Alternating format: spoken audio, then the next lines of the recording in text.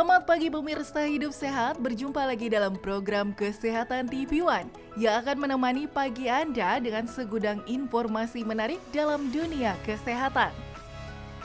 Pemirsa, apakah Anda tergolong seseorang yang gemar mengonsumsi kopi di pagi hari? Jika iya, berikut ini ada ulasan menarik tentang efek positif dan juga negatif dari kopi terhadap mood seseorang.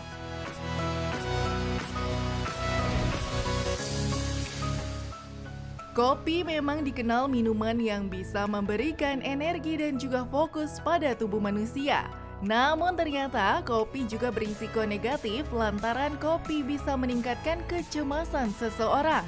Dengan mengonsumsi kopi sebanyak 300 mg per hari akan berdampak negatif sebab memicu rasa cemas.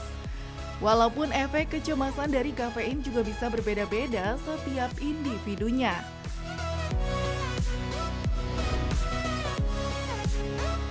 Lalu dampak positif dari konsumsi kopi ialah bisa melawan depresi seseorang. Penelitian menunjukkan bahwa kafein bisa mencegah reseptor otak dalam situasi stres. Buat Anda yang suka mengonsumsi kopi setiap hari minimal 2 hingga 3 cangkir per hari bisa memiliki risiko rendah untuk mengalami depresi.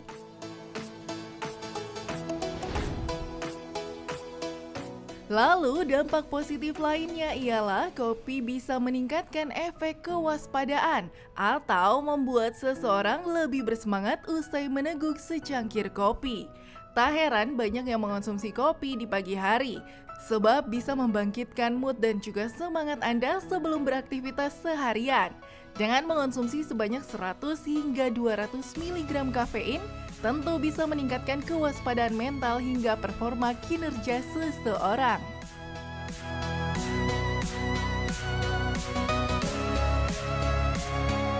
Selamat pagi pemirsa Hidup Sehat, kembali lagi bersama saya Dr. Enita Arlin dan juga Dokter Haikal, pagi Arlin.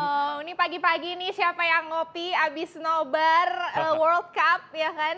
Iya, jadi memang kopi Pasti ini nih. bisa membuat kita semangat ya, karena Yes. dia mempengaruhi mood. Tapi Betul. ternyata kopi ini juga bisa bikin kita cemas nih.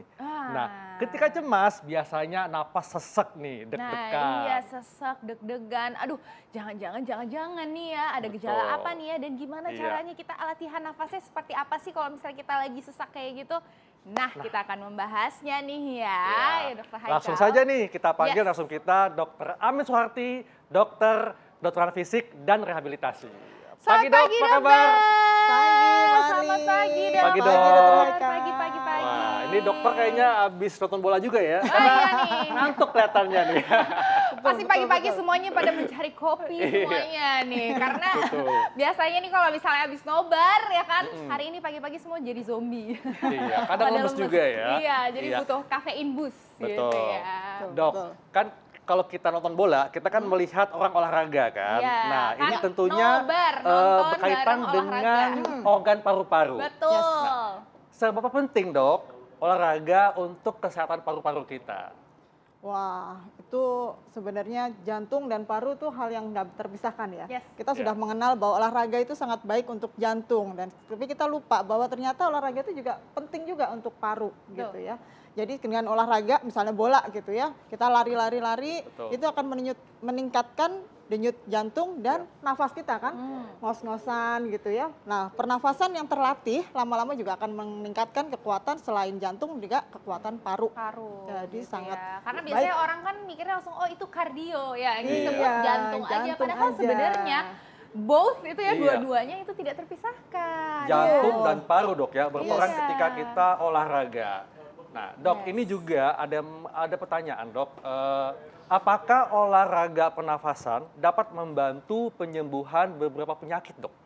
Seperti penyakit paru misalnya, kayak Oh, iya. bronkitis, asma, dan sebagainya. Sebenarnya kalau secara langsung tentu peran medikamentosa yang utama ya, kayak asma Iya. gitu kita tetap harus Obat, pakai Dok, ya. obat pertama. Tapi secara jangka panjang untuk mengatasi sesak pada saat serangan asma mendadak, nah itu sangat perlu kita untuk breathing, mengatur nafas kita. Oke. Nah itu dengan dilatih dengan latihan pernafasan. Selain itu kalau misalnya kasus-kasus penyakit seperti PPOK, Ya. penyakit paru obstruktif kronis, di mana paru sudah tidak lentur lagi, sudah terganggu atau seperti kemarin COVID ya yang mengganggu paru.